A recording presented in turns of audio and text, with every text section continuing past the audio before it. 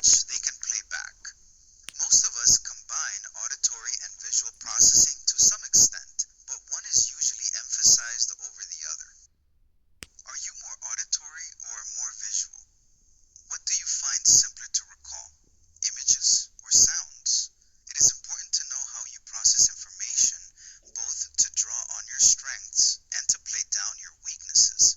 If you are a visual processor, you would want to use all the visual elements of the message to your advantage by utilizing visualization techniques to enhance your visual acuity. But you would also want to consciously ignore irrelevant visual stimuli that could distract you. Visualize means to mentally picture the sequence of events being recounted. The images or pictures in your mind will help you recall the information when relaying the message into the target language. The red car had a stop sign and I had the right of way. I pushed the brakes, but it was too late.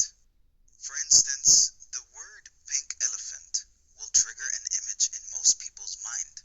Most people have visual capability even when their preference is for auditory or kinesthetic processing. Yours?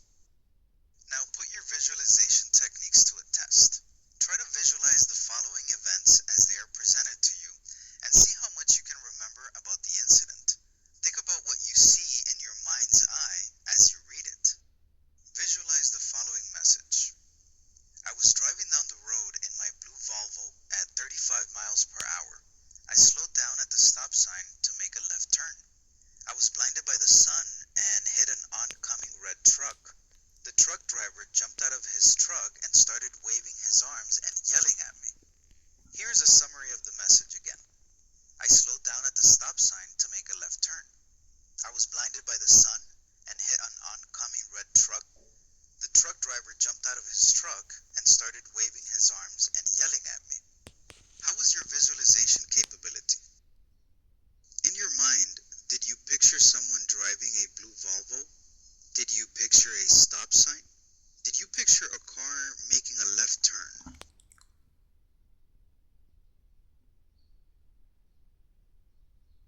Did you picture being blinded by the sun and the oncoming red truck?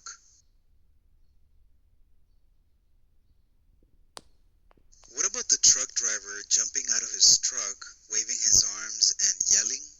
You may notice that as you formed the mental image of that scene, you were focusing more on the verbs in the utterance to follow the movements and activities described.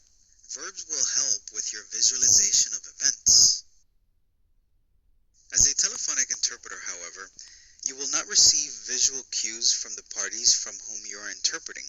Therefore, you will have to strengthen your auditory processing skills. Furthermore, make sure that the visual stimuli in the room where you are interpreting do not draw your attention away from the task of interpreting. It should be noted that auditory processors may focus too much attention on the words of the message and not enough on the meaning behind them, which would cause you to interpret word for word rather than meaning for meaning. To illustrate the point of interpreting meaning for meaning, look at the following examples, including the word cap.